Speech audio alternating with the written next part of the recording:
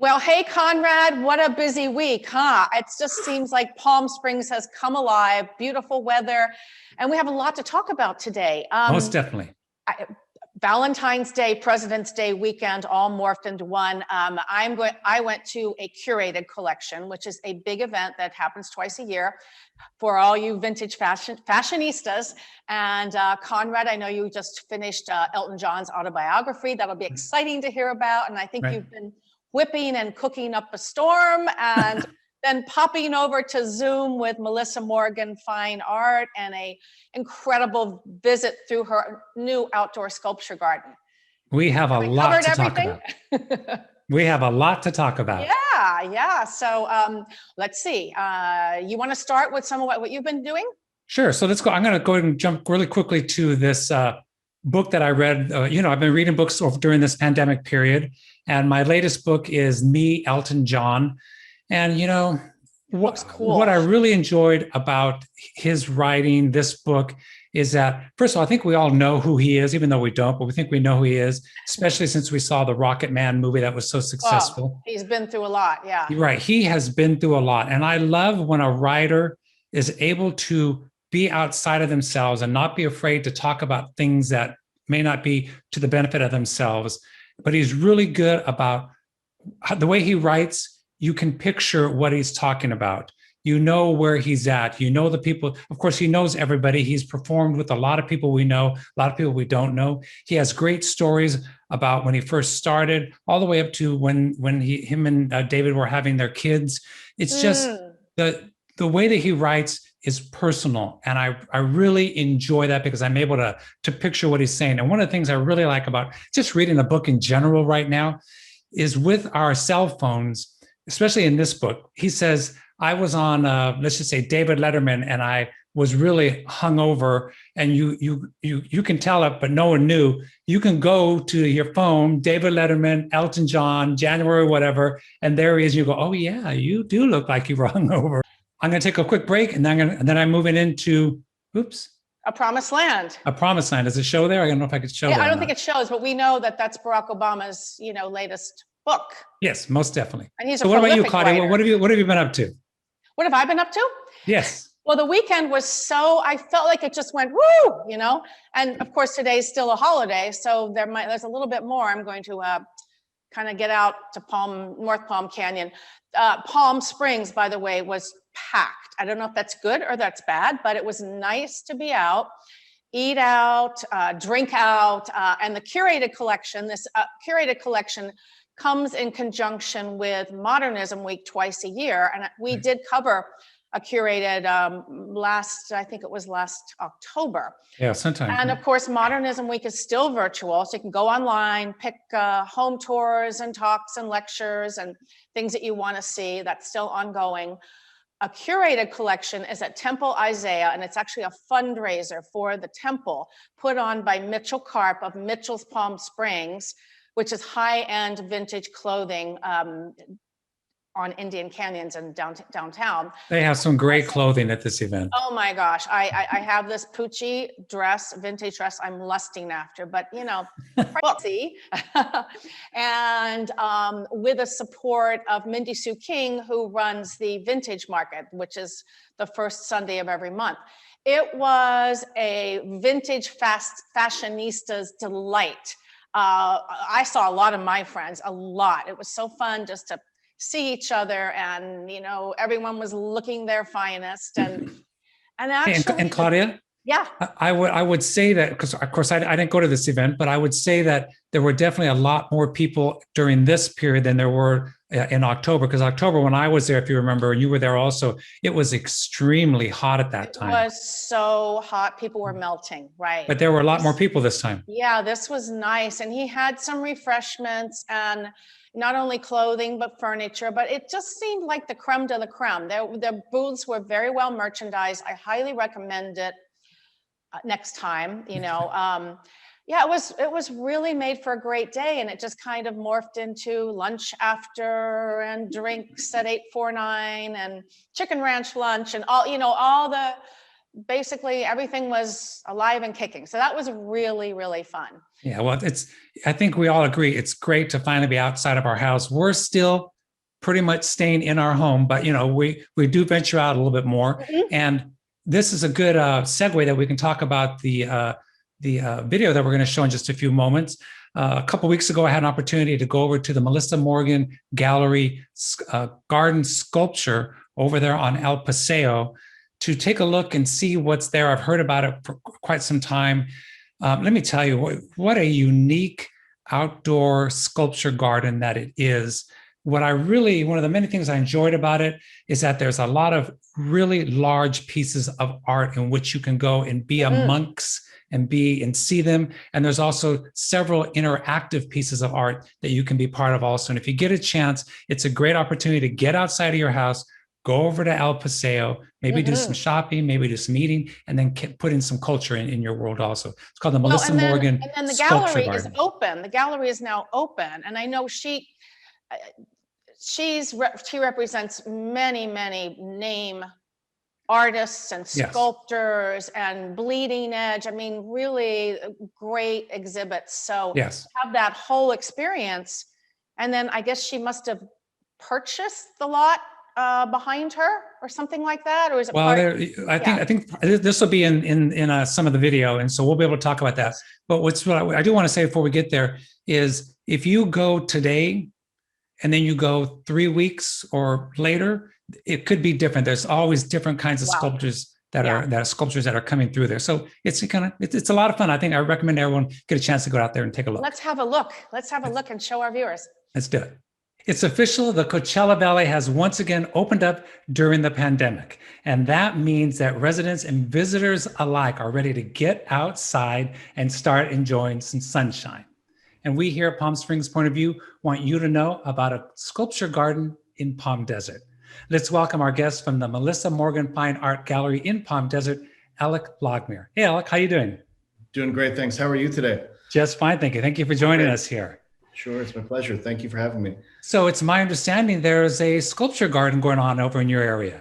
Yeah, it's one of those fortuitous things that happened to us about 1.5 years ago when we moved buildings. We had actually moved out of the building that we had leased for about 10 years and found a great spot in the middle of the El Paseo, just across from the gardens, and the building was for sale. So we bought it and didn't really give any forethought into all of the huge sculpture that we actually tend to display. And of course, there's no sculpture garden attached to this building because they're right on El Paseo.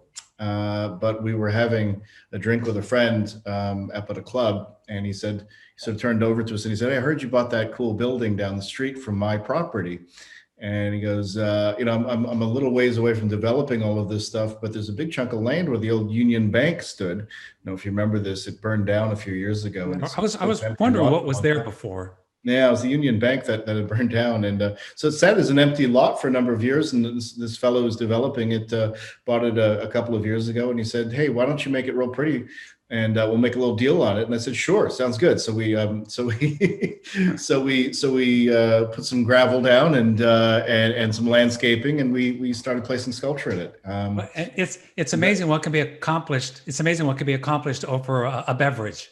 I find that quite often in our business, a lot of deals are accomplished that way, and many people benefit. So it was great.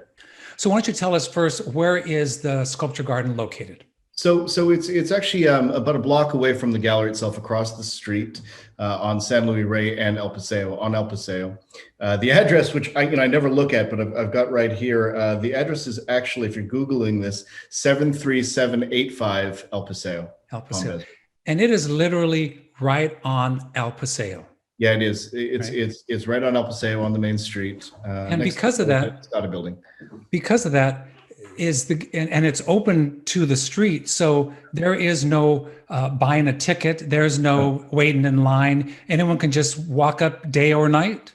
Yeah, it's open 24/7. It's lit. It's well lit. It's public access, and the sculpture is meant to be there for everybody. So there are no tickets. It's free access. Well, it's good. And I went the other day, or about a week or so before, when we were still in the shutdown, because I just needed to get out of the house. So yeah. I thought I'd drive over there, and I parked actually very easily in front of the the garden on El Paseo and just sat in my car and kind of looked from a distance, and I felt much pleasure from it. And then I realized that there was a nice size parking lot next door. So I went there and looked from that side. And then I realized the only person in the sculpture garden had left. So I thought, well, I'm free to go. It's all mine now. And I got out with my mask on and walked around, and I felt very comfortable being there. Yeah, it was nice. I mean, it's one of those rare sort of things in, during a pandemic. I mean, honestly, it was probably one of the most successful things to happen for us during the pandemic. We sold a number of sculptures right out of it. People wanted to get out and enjoy culture, but most culture, at least visual culture, is typically indoors, museums and galleries and whatnot. So having an outdoor sculpture garden is a real plus that way. And being able to sell some of the sculptures, that was one of my questions to you. This is not just a look and then walk away. If you find something of interest and your wallet is itching to let something go, you can actually purchase some of these. Absolutely. Every piece of sculpture, just about every piece of sculpture in there is for sale, other than the interactive art. There are a couple of interactive art pieces that are permanent to the sculpture garden. Yes. And let me ask you this question first, and I want to talk about some of the interactive art. Sure. How many pieces of sculpture are there? Yeah, right now there are about 10 pieces, but it rotates. The pieces. This is one thing. If you visit it 1 month, it's very likely that it's going to switch by the next month. You'll have a couple of pieces come in and out. So typically it varies, from 8 to 12 pieces. All right, and so let's go ahead and talk about some of the interactive art, because I want that discussion for two reasons. When I was there, I just thought it was cool that you can actually interact with art, with the sculptures and in the garden. And I'm a type of person, when I go to, especially a museum, I'm not much of a museum person because I get a little bit bored. But if there's some kind of interaction there that I can do with the art that I'm looking at, or with the pieces there, I feel more involved. And so I believe there are two pieces of art. One is the flag, and then one is a big board on the back wall. Tell me about the big board on the back wall first. So both are created by in this scenario, both are created by the same artist. Okay. His name is Freddie Bosch, and it was a project of his called Us of Love, which is sort of a play on US of love, and kind of really meant to be sort of affirming messages during difficult times. It was originally inspired by a project that he had put together with first responders in New York City after 9/11, and wanted to share positive messages with those first responders. So the whole idea of kind of almost street art in the case of the first project, they're sort of spray painted, and of course he left these blank lines for people to fill in encouraging messages of love. And that translated over the years into sort of a more general kind of messages of love letters, if you will, that you share amongst your loved ones and people you don't know as well. So it's been an incredible kind of thing to watch develop over the last 5-6 months or so. We regularly go out there and take pictures. In fact, we encourage people who use the board to go to #UsOfLove or Melissa Morgan Fine Art on Instagram and post pictures of what they've written up on the chalkboard. All right. And so the person who did this interactive sculpture, this artist, you mentioned there are how many sculptures currently there now? So in the sculpture garden itself, or of his? In the sculpture garden itself. There are about 10 of them. 2 of the pieces, the interactive artists, are the 2 chalkboards, the American flag piece and then the Us of Love board with the messages. And the 10 individuals that have sculptures there, are they local artists or are they international artists? Artists from all over the world. We represent artists from just about every continent. And so they're really international artists who also exhibit internationally in museums and other galleries and public settings as well. And in fact, there's a link to the sculpture garden on Melissa Morgan Fine Art that has a virtual tour of the sculpture garden. If you're not interested in going to the garden itself at first, or in fact, if you've got your phone on you and you want to know a little bit more about the artwork that's displayed there, you can bring up the virtual tour of the sculpture garden while you're on site. That's good. So that was going to be my next question. So you don't have to have you on site to walk us around. A person can just go walk and look, because there are little signs that tell you who the artist is, but you can also do this virtual guide. Correct. And in fact, I believe the signs all, I have to check to see, but I think the signs all now have SKU codes that you can scan with your photo, the photo app on your phone. That'll bring up more information about each of the artists as well. So there's so many terrific pieces of pieces of art is what I would call them. They're sculptures that are there.